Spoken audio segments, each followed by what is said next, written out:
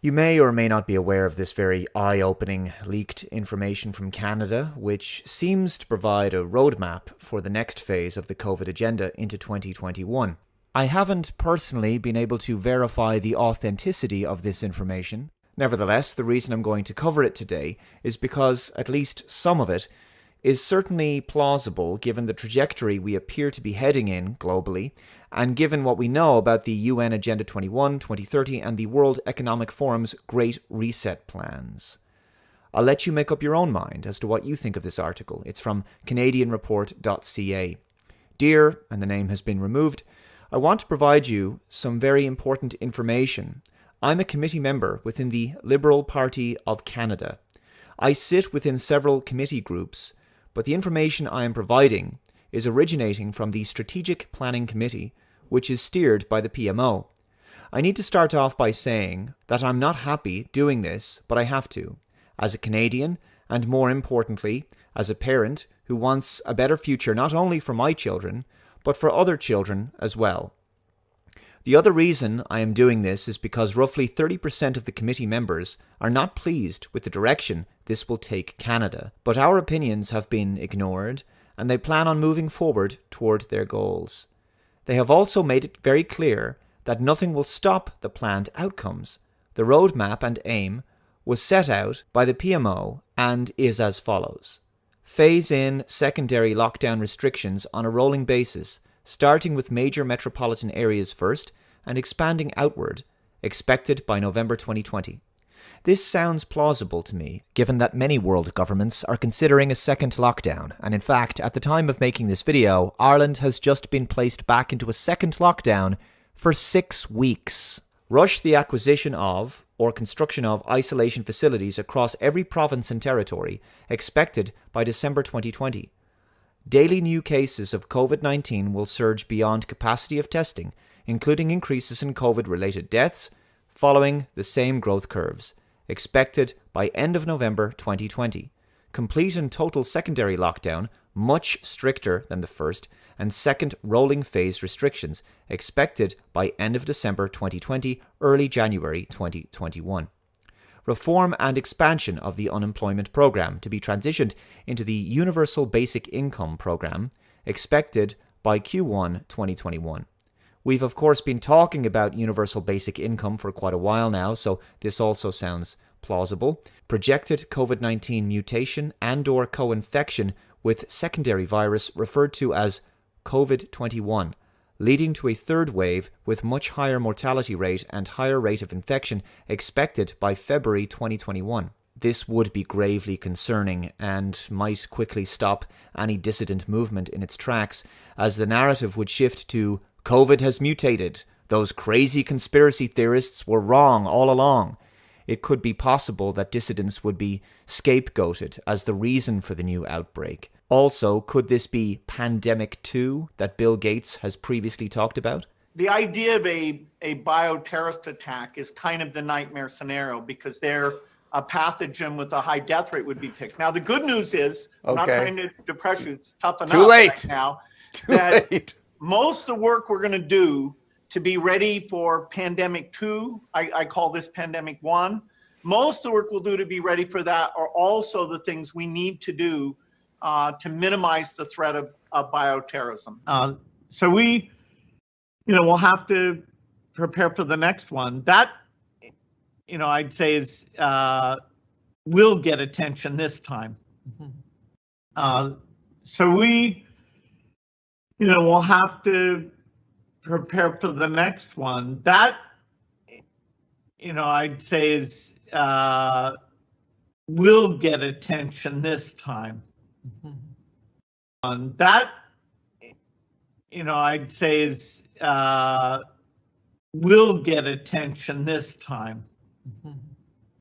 That, I'd say is, will get attention this time.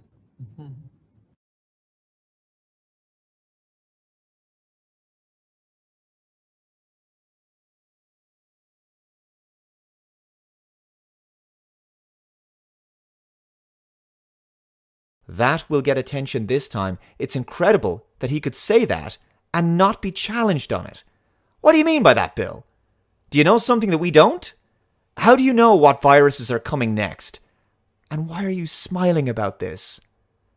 A new, more deadly virus released in the next few months would be a major blow to the resistance movement, in my opinion, and would likely cow the general public back into further submission to government mandates.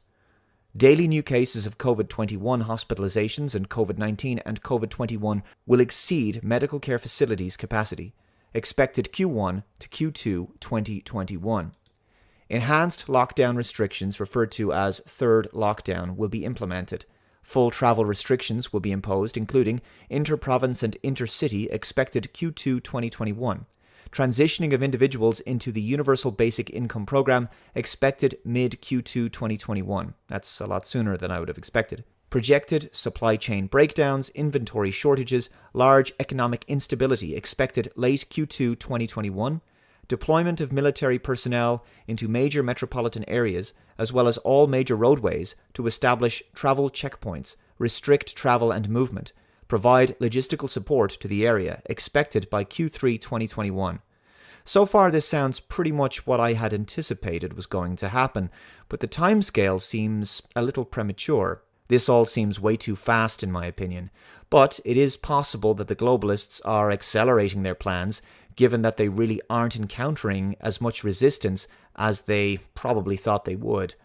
This next part is where things get really heavy. Along with that provided roadmap, the Strategic Planning Committee was asked to design an effective way of transitioning Canadians to meet an unprecedented economic endeavour, one that would change the face of Canada and forever alter the lives of Canadians. What we were told was that in order to offset what was essentially an economic collapse on an international scale, that the federal government was going to offer Canadians a total debt relief. This is how it works. The federal government will offer to eliminate all personal debts, mortgages, loans, credit cards, etc., which all funding will be provided to Canada by the IMF under what will become known as the World Debt Reset Program. In exchange for acceptance of this total debt forgiveness, the individual would forfeit ownership of any and all property and assets forever. The individual would also have to agree to partake in the COVID-19 and COVID-21 vaccination schedule, which would provide the individual with unrestricted travel and unrestricted living, even under a full lockdown, through the use of photo identification referred to as Canada's Health Pass. This is basically what we've suspected all along, although I did not anticipate an individual debt forgiveness program. We've known about health passports like COVID Pass, Common Pass, and the Health Passport Ireland for some time now. We've also known that they have wanted to introduce a world where we couldn't travel, work, go to the shops without being involved in a digital beast system. Essentially, it's join the population control network or get left behind, become a pariah, cut off from basic services, and cut off from the ability to buy food or have a job or any kind of life, really. You'll be on the fringes of society. No vaccine passport, no life, basically. Gaining access to public buildings, shops, businesses, public transport will require a person to be vaccinated and to display their vaccine status using the app on their phone upon entry into the premises.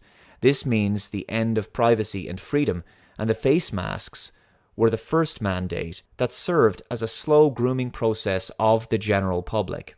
Bribing people with debt forgiveness would make sense given that we know the IMF has offered bribes to other nations to impose lockdowns and tighter controls, Belarus of course being a nation that rejected such an offer. I could imagine here in Ireland that by the first quarter of 2021, it's likely that most small to medium businesses on the high street and around the country will be completely shuttered permanently, which of course was the point of lockdowns and restrictions to begin with, to make them unworkable, to destroy all SMEs and force 99% of people into poverty and state dependence on welfare.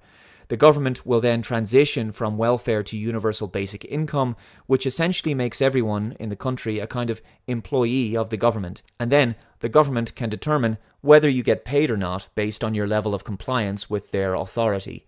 The universal basic income will likely be incorporated eventually into a cashless society. We'll be told cash has to be phased out in order to stop the spread of COVID. We're already starting to see more and more businesses no longer accepting cash. The globalists have wanted a cashless society for decades. That's not a secret. I've covered this story over the past couple of years. Apparently, COVID sticks to banknotes and coins, but not to things like bank cards, paper receipts, and newspapers. The fact that Joe Normie can't see this blatantly obvious agenda just goes to show that the public school system must be designed to reduce intelligence. With a cashless society, your bank account gets reduced to little more than a kind of PayPal account. Many of you probably know what it's like to get suspended on social media for posting something edgy or critical of the dominant mainstream narrative. Now apply the same kinds of super sensitive, politically biased terms of service and community guidelines of a major social network like Twitter or Facebook to your bank. Imagine your bank suspending you for several days because you said something they didn't like on social media or at a political protest, or because the social credit surveillance state detected that you broke the lockdown restrictions or didn't wear a face mask in public. They may even suspend you permanently. Whatever the reason might be, your funds could be suspended. Access to your money could be temporarily cut off for a few days in order to pressure you into compliance and prevent further dissent. So I'll continue with the article. Committee members asked who would become the owner of the forfeited properties and assets in that scenario, and what would happen to lenders or financial institutions. We were simply told the World Debt Reset Program will handle all of the details.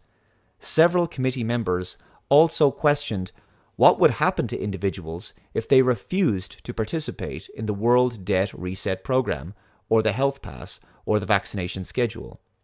And the answer we got was very troubling. Essentially, we were told it was our duty to make sure we came up with a plan to ensure that would never happen. We were told it was in the individual's best interest to participate. Wow, that sounds very ominous. When several committee members pushed relentlessly to get an answer, we were told that those who refused would first live under the lockdown restrictions indefinitely, and that over a short period of time, as more Canadians transitioned into the debt forgiveness program, the ones who refused to participate would be deemed a public safety risk and would be relocated into isolation facilities. Once in those facilities, they would be given two options: participate in the debt forgiveness program and be released, or stay indefinitely in the isolation facility under the classification of a serious public health risk and have their assets seized. Sound like concentration camps or gulags to me. As it currently stands, it is very unlikely, in my view, that the public would consent to a total loss of private property rights, unless, of course, the economic crash leads to staggering, devastating levels of global poverty and is coupled with the possible threat of starvation due to the breakdown in international supply chains. Many countries, including my own, can't really feed their populations without global supply chains. It is, however, inevitable that private property would be another major target of this agenda. After all, communists always want to take away private property rights. Remember that World Economic Forum article from 2016? Welcome to 2030. I own nothing, have no privacy, and life has never been better. This article is in the category of global agenda and the fourth industrial revolution, and it basically gives a glimpse into what looks like a dystopian outcome of the Agenda 2030 Sustainable Development Goals plan. In this future, people don't own their homes. Everything they use, including right down to their kitchen utensils, are rented on a subscription model. They live in shared accommodation with strangers and make use of public transport and/or self-driving electric cars. They are unable to venture outside of the city limits to the countryside, as these areas are deemed off-limits to human beings in order to maintain biodiversity and the natural environment, etc. The cities are all smart and maintained with mass surveillance. No one has any real freedom. Their towns and cities are also in compliance with the green agenda, streets are pedestrianised, and traffic congestion is non-existent, just as the lockdowns were designed to achieve. As we know by now, COVID, of course, was a smokescreen for pushing this green agenda. Anyway, by crashing the economy, making it so that people are unable to work, unable to pay their bills, loans, mortgages, and may in fact lose their homes, desperation may set in. This, of course, is another Hegelian dialectic. Create a major economic problem, a major collapse, generate mass panic, and then offer an economic solution with onerous terms and conditions and caveats. You'll be permitted to keep the roof over your head and to eat food, so long as the roof over your head belongs to the globalist banksters, and so long as you accept life as cattle in a digitally connected farm where you have no bodily sovereignty, vaccinated, tracked, monitored, and controlled. Would people be willing to trade freedom and property rights for basic survival in a technocratic future? The destruction of all SMEs via lockdowns and unworkable social distancing policies has always been about eliminating the economic independence of the middle class and driving everyone down into poverty where they can be controlled. Also, by making those businesses unworkable, it massively drives down property prices, and then all of those buildings and units on the high street can be bought up for pennies on the dime. This has always been a massive wealth transfer. Only massive global corporations that are already on side with the New World Order will survive, and they will enjoy a significant monopoly, especially in an increasingly digital online age. The article continues. So, as you can imagine, after hearing all of this, it turned into quite the heated discussion and escalated beyond anything I've ever witnessed before. In the end, it was implied by the PMO that the whole agenda will move forward no matter who agrees with it or not. That it won't just be Canada, but in fact all nations will have similar roadmaps and agendas. That we need to take advantage of the situations before us to promote change on a grander scale for the betterment of everyone.